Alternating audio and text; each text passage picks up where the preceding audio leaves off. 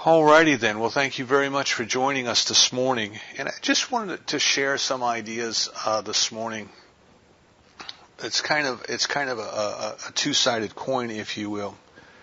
It's releasing the power of letting go, which ultimately means the power of acceptance.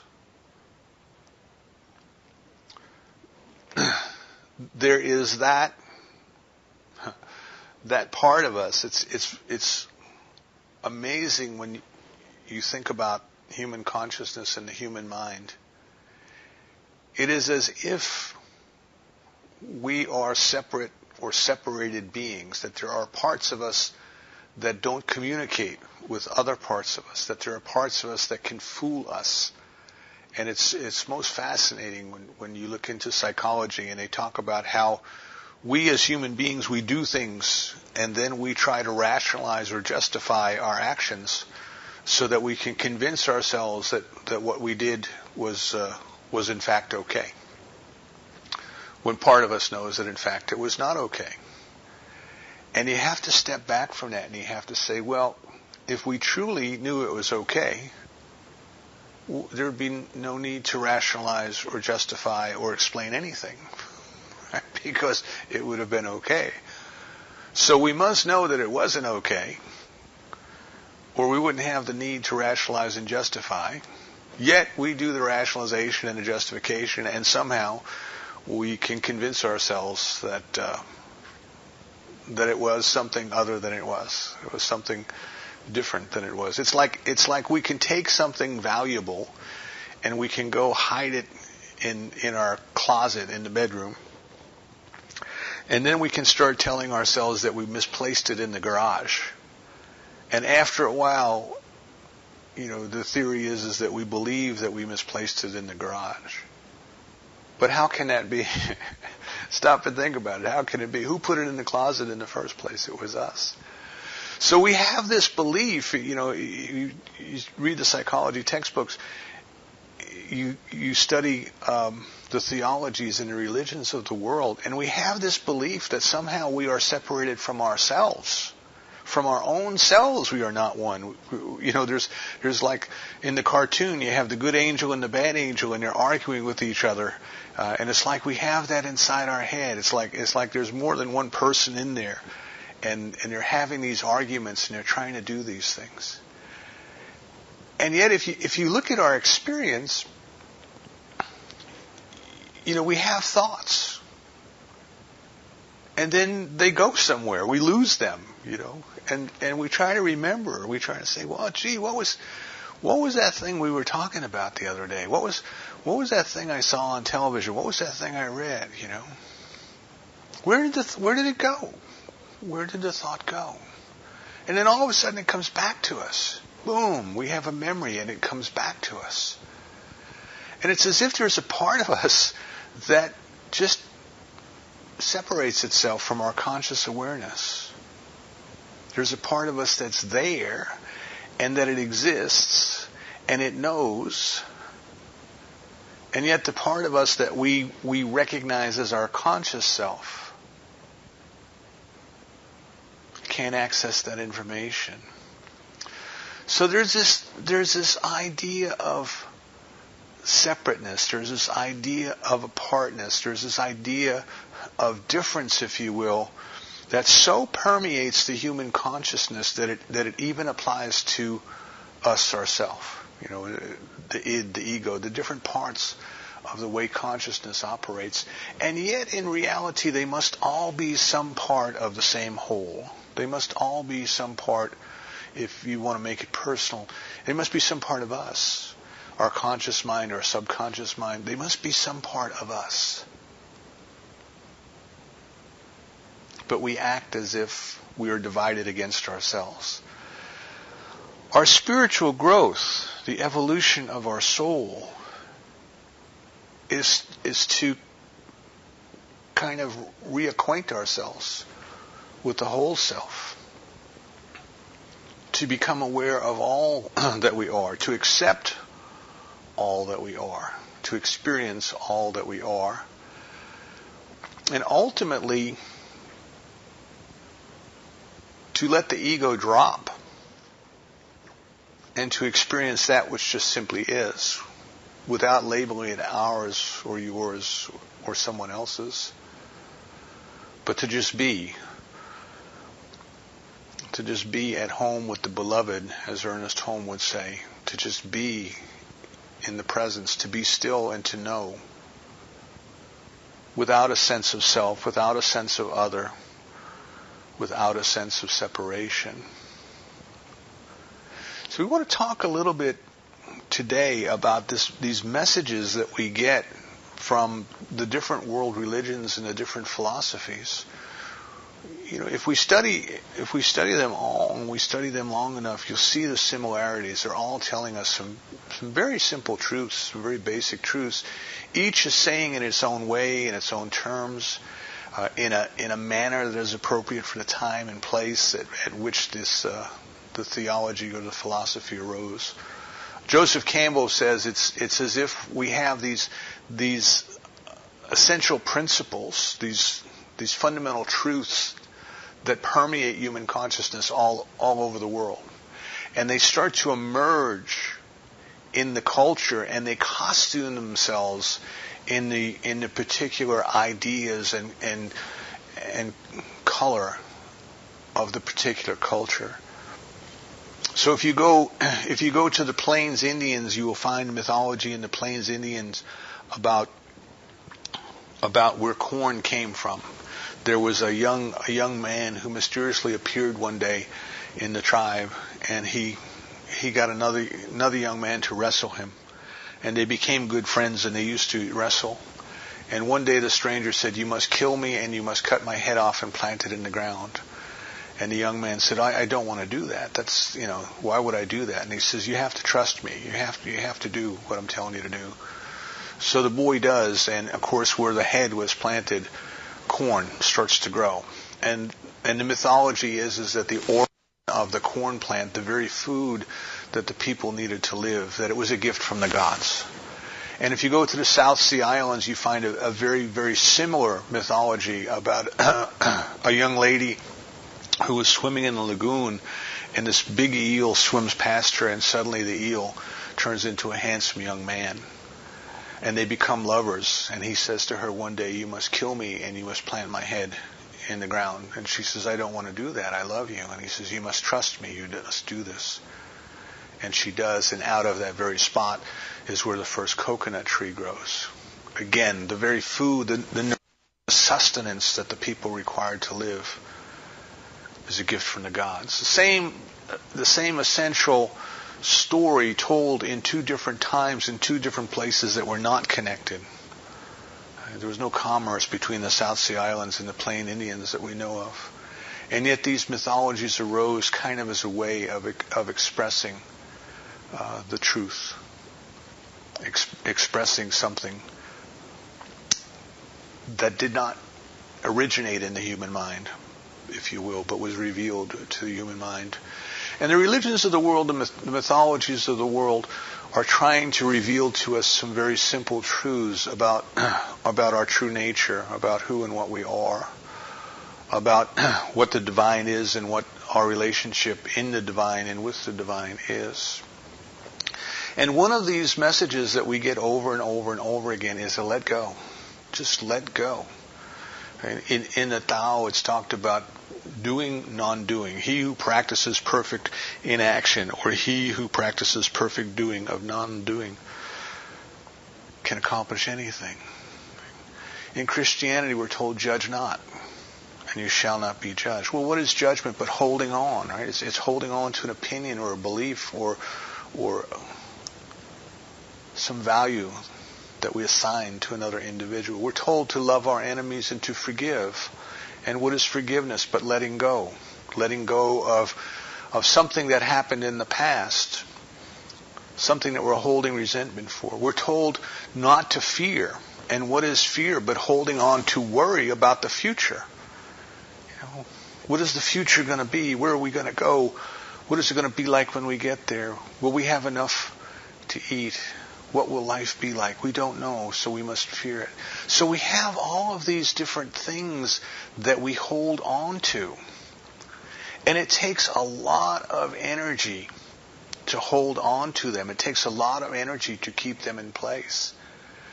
And we never really acknowledge that they're there, or what they are, or why they're there. And we can't, Osho would tell us, we can't transcend it if we won't understand it, if we won't acknowledge it. If we pretend it's not there, we can't move beyond it. Because what we're trying to do is, through our pretending, we are trying to keep it squished down into that shadow place in our consciousness, that place where things seem to go that we don't quite remember, but they've got to be there because they're a part of us. I guess Jungian psychology would call it embracing the shadow. Going into the shadow and finding the powers. There's a tremendous amount of power that we have contained within ourselves that is just bottled up because we won't let go. We won't let go. And I believe that the reason that these different religions and the different philosophies are telling us to let go is twofold. One is so that we can let that power, not channel that power, not try to force it or direct it. That's an illusion of control that I'll talk about in a minute. But so that we can let that power move us forward to where it's trying to move us, where it's trying to move the evolution of our soul. Think of evolution, if you will. Think of the purpose of evolution as starting with the single cell creature and moving all the way through the different iterations of plants and of animals until it gets to a creature capable of self-awareness and self-recognition, and a creature capable of recognizing the power of the divine. And that would be kind of human awakening, if you will. But it's still not spiritual awakening. It's still human awakening. It's still, as they say, if you see a turtle up on a fence post, you don't know how it got there, but you know it had help. And we come to the point of awareness in our consciousness where we don't know exactly how we got here. But we sense that there's a power that is in the universe, called by many names, that is kind of animating things and pushing things and organizing things. And that's why we see a harmony in life. That's why we see birds and bees and flowers that somehow work together for a higher good, and yet they don't have a language such as ours that they can communicate with one another. So there's a similarity. There's something within each species that already knows how to move it forward to a higher good, and it is blessed with instinct, and it follows that instinct. And we have, as humans, we have kind of given up instinct. It's not as prevalent in us as it is in the animals. And what we have instead is intuition. But we don't acknowledge intuition. We don't necessarily follow our intuition. We don't follow our heart. We like to go with our head, and we let the mind wander, and we follow it. And eventually, as we grow, we have to learn to get in touch with our feeling, with our sense, with our inner knowing, if you will, and allow our heart to guide us. This is why the saints said, "Love and do what you will." Right? He had finally reached a point in his life, after giving us all the laws and regulations of church doctrine. He finally got it, and he said, "Love and do you will." One law: love and do what you will. So all of the teachings in the religions, if you look at them, there's something in there about letting go, letting go, and the power of letting go. And in going, that by letting go, we allow that power that is within, that we've been keeping bottled up, that we've been trying to contain. We let that power then move us forward naturally into a greater experience of the divine love, of the divine presence. Not only in our own lives, but in each and every person's life. And if you go back and you think about the story of Adam and Eve in the Garden of Eden, There's a time of innocence. And of course that story is the story of each and every one of our lives. It is not just about a man and a woman who lived on earth a long time ago.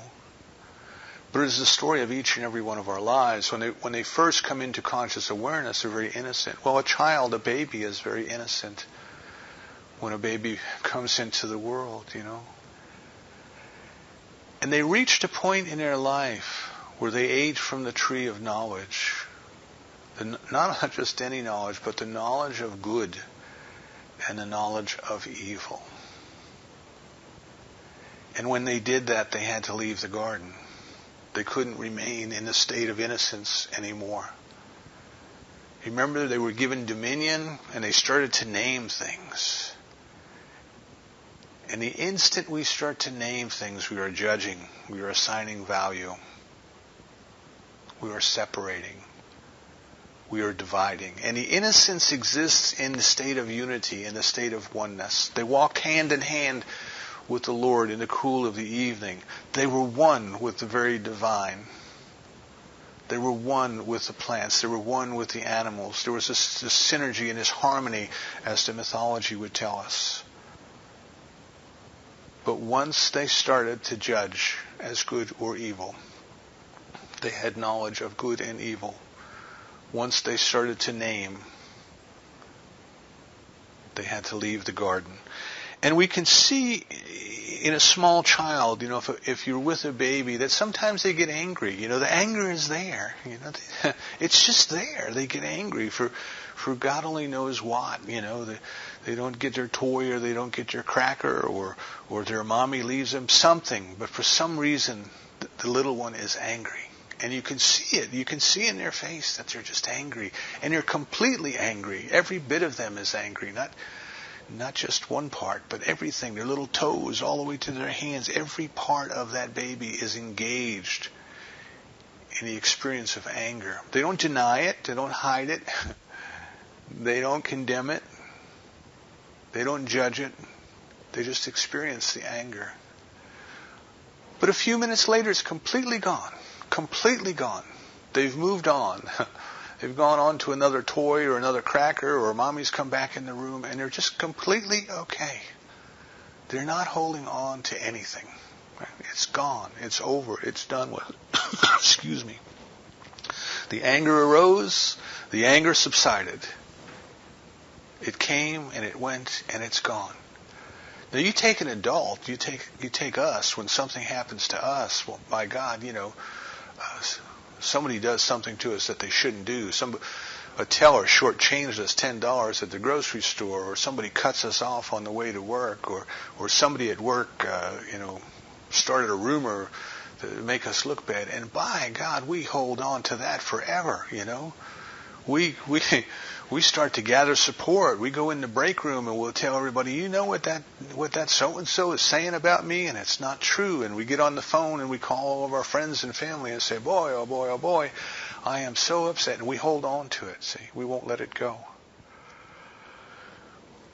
So what we have to recognize is it takes a tremendous amount of energy to hold on to things. I can't remember where I read it, but they asked us to consider that if you try to put someone in prison, that you have to go there with them yourselves. There has to be a guard to go there and keep the person in prison. There has to be some system of giving them food and clothing. There has to be this entire structure. You just can't send somebody to prison. It takes a lot of energy to keep things locked up. And yet, what we try to do is we try to keep parts of ourselves locked up. We try not to acknowledge it. For example, violence exists. In our society, violence exists. There's no doubt about it. Violence exists. Turn on the TV and look at the TV shows. Violence. Look at the video games. Violence. A few years ago, they came out with a war game where people were first-person shooters. You got to be a soldier and you go around and shoot other people. And in 3 days, that company sold $775 million worth of games, video games for game consoles. And I remember the guys I worked with when I was working in the call center would come into work and they would say, "Oh, I shot you last night," and they would laugh about it, and they would get their teenage sons involved.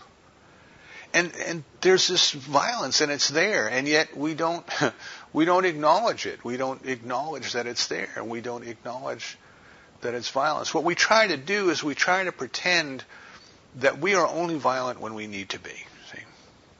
Other people are violent because they're bad. They're evil people. When they do it, it's wrong. But when we do it, it's okay. We go to war because we have to. They go to war because they want to. And we never acknowledge the violence that is there and the violence that exists, that it is part of our civilization. It is even a part of our nature. And we try to cover it up, and we try to hide it, and we try to pretend that it's not really there. There's nothing wrong with it. It is okay. Look at our police in our country, and look at over the last 10 or 15 years how SWAT teams have just kind of multiplied. It got to the point, there was a story a few months ago about a man whose ex-wife owed money on student loans, and the federal government suspected that she was involved in some type of a fraud ring that was defrauding the student loan system. They didn't even live together anymore. This man and woman had separated. And one morning at 6 o'clock, a SWAT team from the Department of Education had got a SWAT team to go into this man's house, to knock his door down, to handcuff him in his underwear. He was sleeping, and to leave him that way for hours while they searched the apartment, over unpaid student loans. And the point the man was trying to make is, first of all, he had a sense of humor about it. He said, by God, if you owe any money to the government, pay it, because it's just not worth having them come and drag you out of bed. But the other point was, how violent is our society that over loans, a team of people dressed in military gear can bust into your house in the middle of the night and drag you out of bed. So what happens is there are these forces, if you will. There are these parts of ourselves that are there, and they were there for reasons, and they were there for good reasons. There was a time when violence was necessary for us to survive in order to evolve.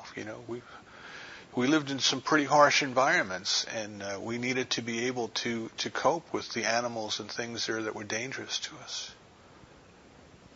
So it's still there. It's still a part of us. But we waste a lot of energy trying to keep it within. Anger is there, and we try to pretend that we're not angry. Other people are angry, but we're not angry. Greed is there, and we try to pretend that greed does not exist. And what we're doing is we are dividing and we're separating. So what we do is we start to judge others, and really what we're doing is judging ourselves. Because what we see and we don't like in another is essentially that part of us that we don't like. So we look at other people and we label them as bad or evil or wicked, and we won't have anything to do with them. And we try to separate ourselves from them. And we have all of this energy, all of this time, all of this energy that we could be using to discover who and what we are, and to release that power that is within, that we're using to contain everything. We could be allowing that power to move us forward, and instead we're keeping everything locked up. So Osho gives us an example of of how this might work. And this is for if you study meditation and you practice meditation, oftentimes we're told to just be with a feeling when it arises. Not to try to move it forward to resolution, not to try to control it or stuff it back down, to just be aware of the emotion when it comes up. To just be aware of it. At the beginning of the emotion, just be aware of it. So Osho says, anger comes up. And we'll try to pretend that we're not angry, but we are. Or we'll try to rationalize our anger and say that our anger is justified. and therefore it is good anger, and it's okay to be angry. And in both cases, we're not just simply acknowledging it. We're just not simply understanding it. We're just not simply letting it be. I'm not saying run around and punch people because you're angry. I'm saying be aware of the anger. Can we get to the root of it? Where did it come from? See, most of the time we can't get to the root of it because we try to suppress it. We try to suppress our feelings. We try to pretend that they're not there. We don't even acknowledge them. But if we can allow ourselves to just be in the anger, to feel the anger, to experience the anger, perhaps as that small child might feel it, we might eventually get to the point where we understand how silly it is. That we might realize that the very thing that we've gotten so terribly angry over is absolutely nothing. In fact, it is probably something that isn't even going to happen. You know, how many times we get angry anticipating the future? You know, we're going to take something back to the store because it didn't fit, and if they give me a hard time, this is what I'm going to do to them. I'm going to ask to speak to the supervisor. I'm going to write them a letter. And we play out all these different scenarios in our head, getting ourselves all worked up and prepared to go into battle over something that usually never happens. So if we can allow ourselves to just observe, to become the witness of the anger, so to speak. Right? So instead of owning it, instead of saying, I'm angry, we can say anger is arising. Anger exists. Anger is coming up. And then we can look at it and we can say, well, where did it come from? Why is it there? Where is it going? What purpose does it serve? And what happens then is we start to transcend or transform, if you will, those things that are trying to move through us as a force, those things that are trying to come out, but we're keeping them so bottled up. They come out, but they don't come out as anger anymore.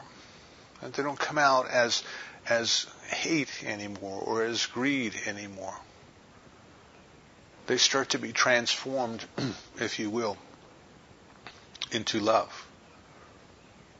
This is why the Bible tells us, if you know fear, you don't know love. Because perfect love casts out all fear. It's another way of saying you got to let go of your fear and you've got to accept the love that's there. You have to accept it. So one thing that we can do is we can accept ourselves. We can let go of judgment of ourselves. We can let go of fear of ourselves. We can let go of pretending about ourselves. And when we have a strong emotion, we can acknowledge it. We can recognize that it's there. We can recognize that it has risen. We can become the observer of it. We can understand that at one point in evolution it may have served a purpose, but it serves no purpose anymore. We don't have to condemn it or criticize it or complain about it. We don't have to be ashamed or guilty about it. We can just simply look at it and say, oh, look, there goes anger. There goes greed. There goes hatred. As we do this, the sting comes out of those things. The pain comes out of those things. The guilt, the resentment, all of those negative emotions are dissipated. We have let go. And when we have let go, we have accepted life as it is. We are spiritual beings having a human experience. And strong emotions are a part of the human experience. We don't have to pretend they're not there. Neither do we have to act out on them as if they are a force of their own, compelling us against our better judgment. But we can acknowledge them. We can accept that that's the way it is. So a simple technique, a simple way that we can do these things, as I say, is to be aware.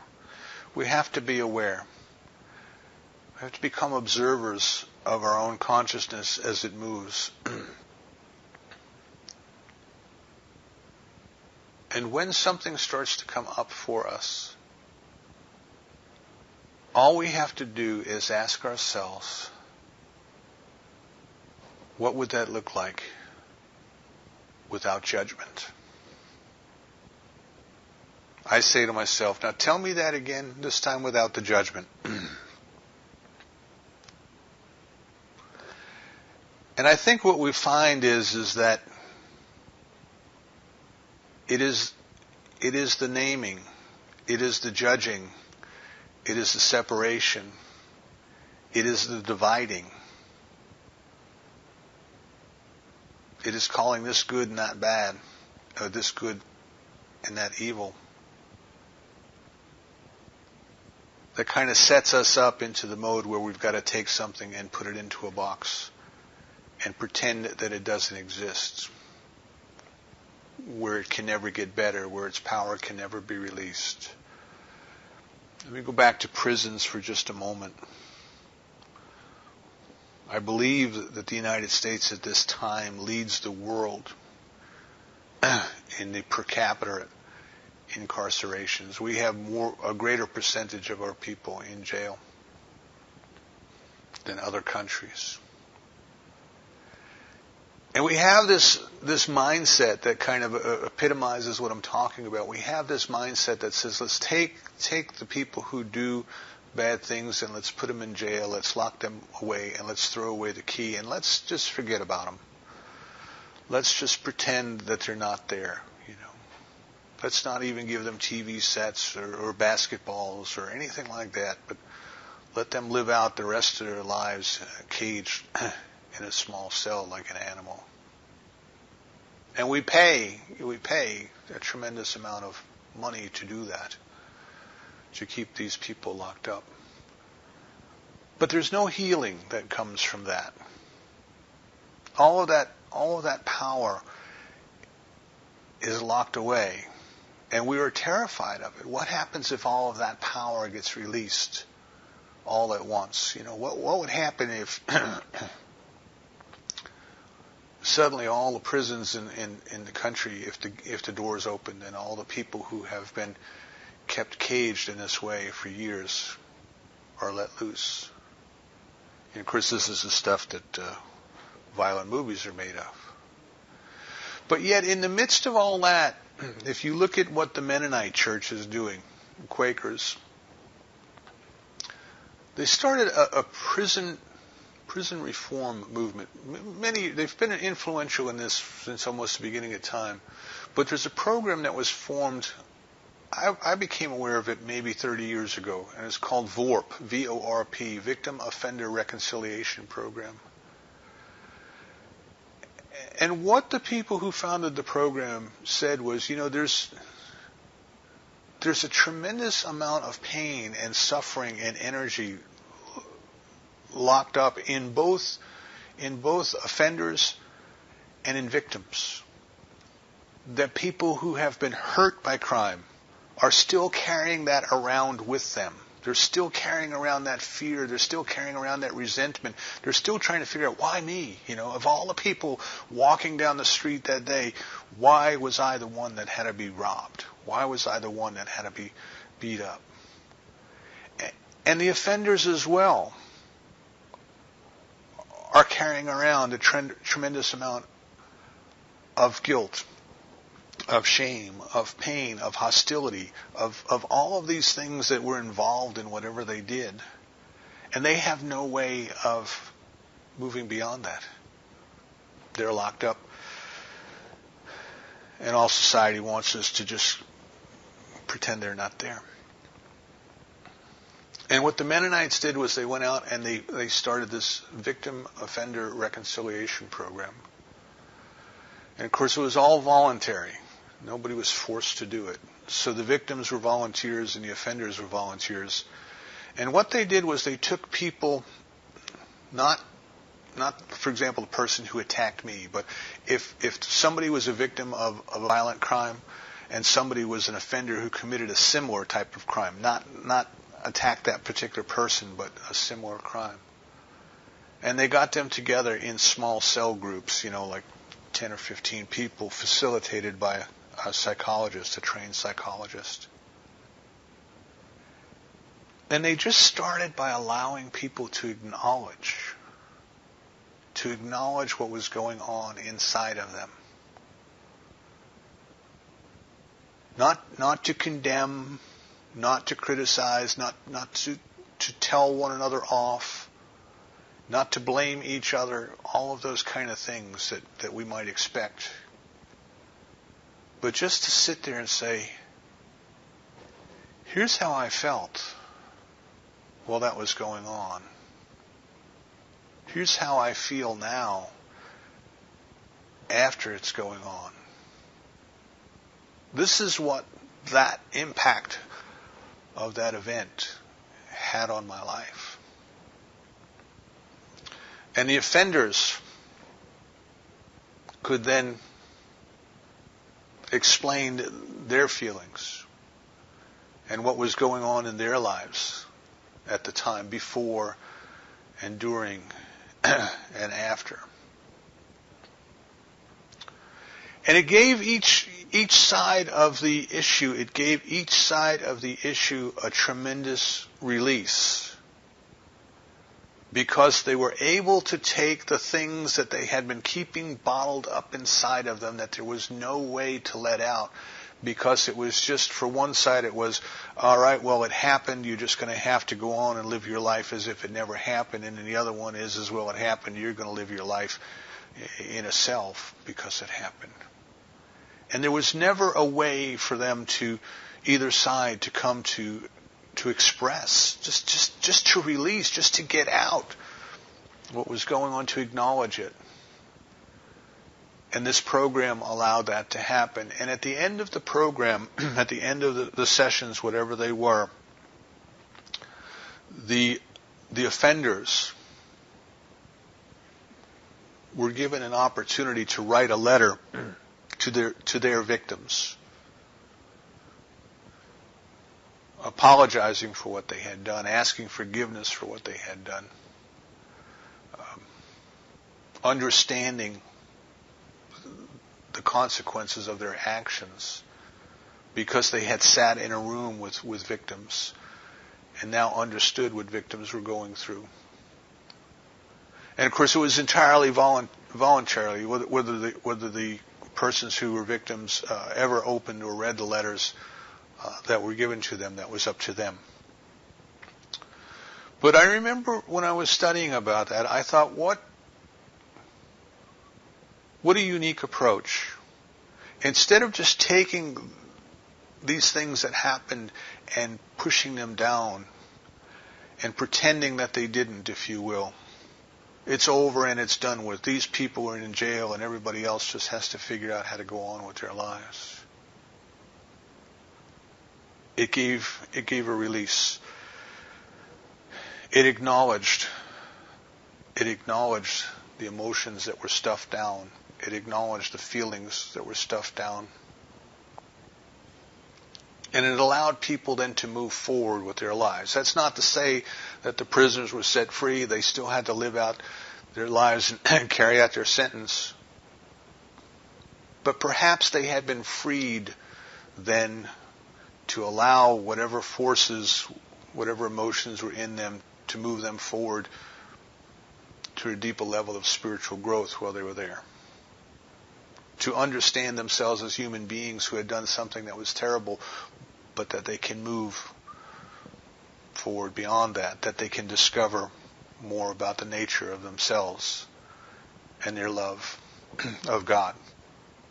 And with the victims as well, rather than being defined completely by the incident, whatever had happened, to recognize that it had happened, and that there was a tremendous amount of pain and suffering that was being held within, but that they were able to transcend that. They were able to release that. They were able to move beyond that. And perhaps their physical lives would never be the same, if they suffered injuries. Perhaps their emotional lives would never be the same because of the trauma. But at least they could start to transcend what had happened and to move forward and to start to, again, experience a different level of their spiritual growth. So take the simple message, if you will, take the simple message of acceptance, of letting go. Don't just label something and stuff it off in a box and pretend it's not there. Because it is there, and it is still there, and it will always be there. It's like the dead elephant in the conference room we used to talk about. But instead acknowledge, accept ourselves the way we are. We are human beings. We are spiritual beings having a human experience. Part of that experience is strong emotion. Part of that experience is things that we wish had never happened. But they did.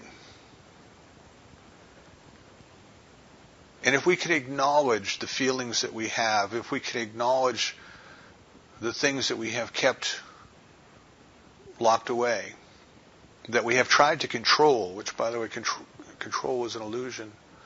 We try to control our anger. We try to control our hatred. We try to control our strong emotions.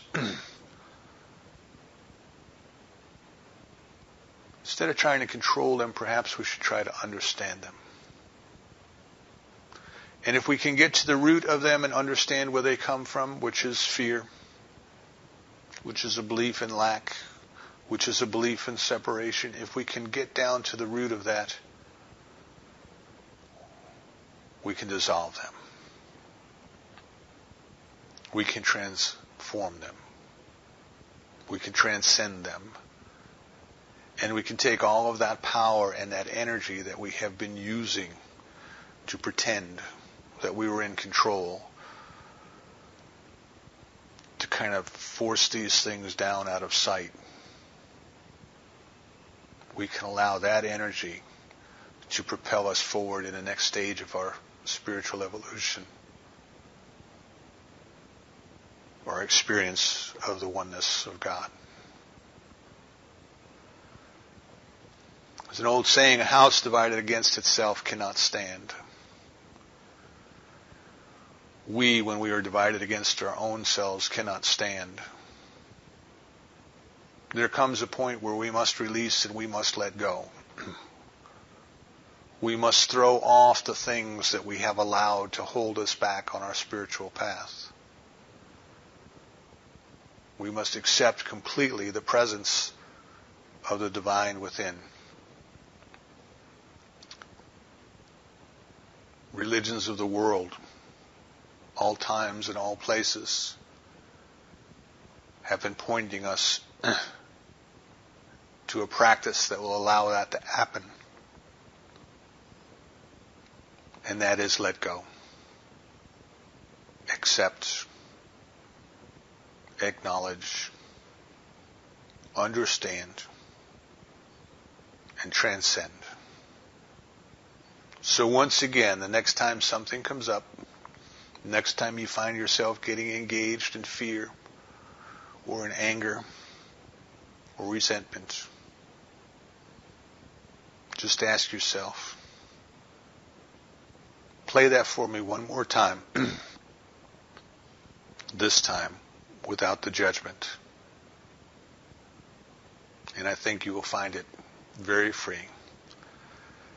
And so it is.